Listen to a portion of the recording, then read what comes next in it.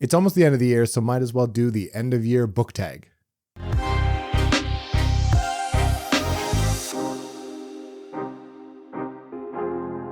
Hey guys, welcome back to the channel. My name is Theo. Thank you so much for hanging out. This is another quick video. It's just an end of year book tag. I was tagged by my friends Roger and Joanna. I think I was mentioned in Joanna's video. Maybe she tagged me. I'm not sure. I've been seeing a lot of people do this one and I thought I would give it a shot as well and catch up on some tag videos. So if you don't like this one, that's totally cool. I will catch you on the next one.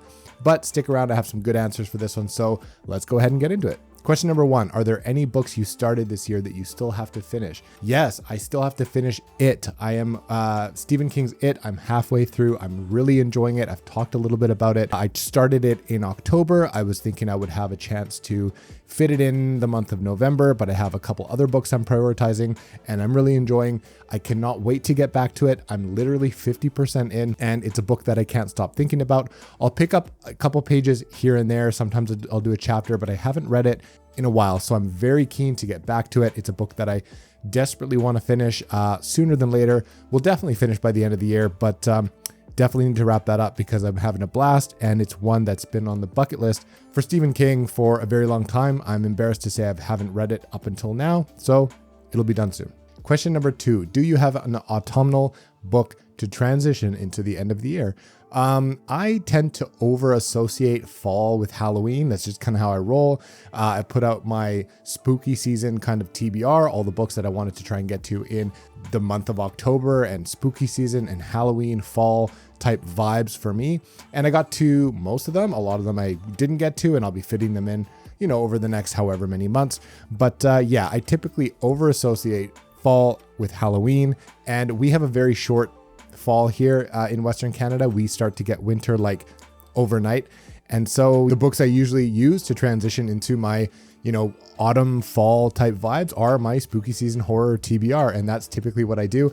And actually it has some very good October rainy fall vibes that I really enjoyed because a portion of the book is written in that time frame. So I really enjoyed that. But for the most part, that's what I use to get into fall and that sort of vibe because I really like fall. But I usually tend to over associate with Halloween, so my transitionary books are horror for the most part. Question number 3, is there a new release you're still waiting for? Yeah, I think December 13th is when Christopher Rocchio's book number 5 comes out for the Sun Eater series, and that is Ashes of Man. I'm lucky enough to have an e-arc from NetGalley that I have yet to get to. I hope to be able to read that before it actually gets released. I'd love to be able to jump in right away. Kingdoms of Death is a contender for book of the year. I really enjoyed it. It's probably it's my favorite Sun Eater book that I've read to date. And yeah, I cannot wait to continue on to Ashes of Man because the end of Kingdoms of Death leaves you feeling a lot of things. So I really want to get to Ashes of Man. Like I said, I have an arc. I'm very much waiting for the release of that. Hopefully I can get to it before then and share my thoughts as early as possible. But if not, I'll be reading it with everybody else. Question number 4, what are the books that you'd like to finish by the end of the year? I have a couple. One is Empire of the Vampire. I'm hoping to read that next month. That'll be a buddy read. I read the Nevernight trilogy, really enjoyed it. Want to get back to Jay Kristoff and hear a lot of conflicting things, but for the most part, people tend to enjoy it for people that, who I sort of have the same tastes with. So hopefully that one lands for me as well. Another one that I want to read in sort of winter, snowy season, Christmas time for that fairy tale type of vibe is The Bear and the Nightingale. I hear a lot of good things about that Winter Night trilogy, so I'm hoping to read that as well. I also want to finish Lycanius. I've read the first 2 books. It's been a huge delay since I could get to the 3rd. I want to wrap up the trilogy desperately and find out how this thing ends because it's been quite a complex epic fantasy story that I've been very much enjoying. So I want to finish that up. Hopefully I can get that done by the end of the year, although it is very much creeping up on us. So we'll see how that goes. I'm going on vacation end of December to beginning of January. So like I said, we're kind of running out of time, but those 3 are books that I really want to try and finish before the year's up. Question number 5, is there a book that could still shock you and become your favorite of the year? I mean, I wouldn't be shocked if it became my favorite book this year. Like I said, wouldn't be a surprise because I have been enjoying it. Kingdoms of Death, that one's a contender for sure. In terms of Ashes of Man that I'll be reading next, I don't know if that could bump it. I've heard some people read it.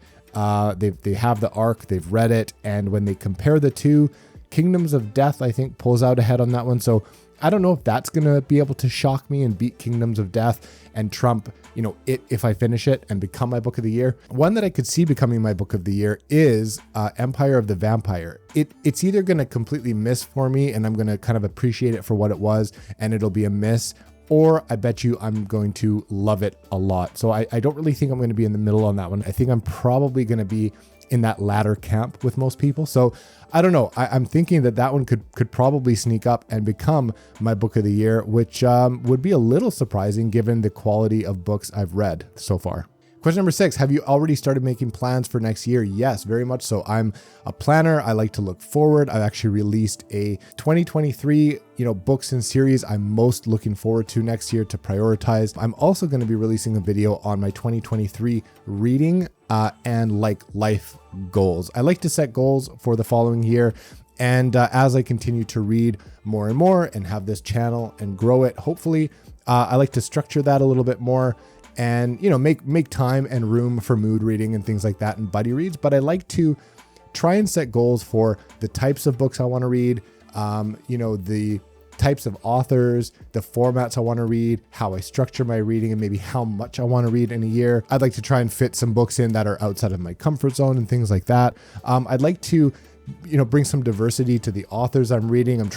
So far I'm doing okay with that this year, but I'd like to try and expand that a little bit more next year as well. So definitely looking forward to it. Planning, setting goals, it's kind of what I do. So yeah, a video on that will come out soon. I think that's it. Just those 6 questions. I'm going to tag some people down below in the description and I'll let you know who you are. But yeah, I want to make sure that those people haven't already done it or been tagged or whatever. So look for those tags in the description. For now, that's it from me. Just a quick tag video and I'll catch you real soon on the next one.